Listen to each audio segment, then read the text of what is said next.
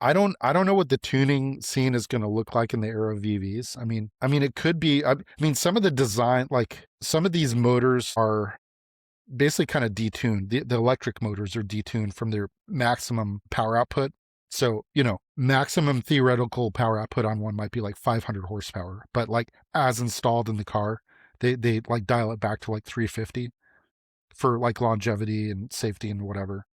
But if you really want to push the envelope, you could crank it up to 500. So I don't know if it's going to be like kind of like I'm trying to think of the little standalone engine control. Was it Motec or something?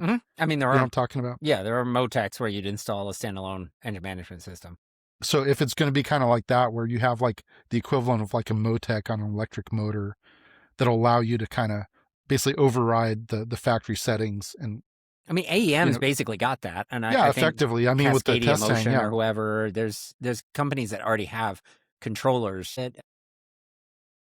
Yeah, I mean, you I even forgot the said term for yourself it, with but the test hang that there were like multiple settings, and you said on the top setting was almost uncontrollable. It oh was like yeah, so. no, that was AEM's electric Mustang with a Tesla motor in the back, and then it was like hybrid minivan batteries Yeah, yeah. throughout the chassis. It was very well balanced. I went and autocrossed it, and they Uh, had 3 settings on it. I mean, I would say if Mopar and Stellantis are, if they're still owned by Stellantis, who knows who they'll be owned by then. But if they're smart about kind of evolving their image, they'll look at kind of maybe working in conjunction with the AEM potentially, or doing their own thing of having that tuning potential. But, when that time comes, I think that adjustability and that customizability is, what the aftermarket's going to want. So anyway, Yeah, and the Mopar group are like with the Hellcat. I don't know if the Mhm. regular Challengers and Chargers do it, but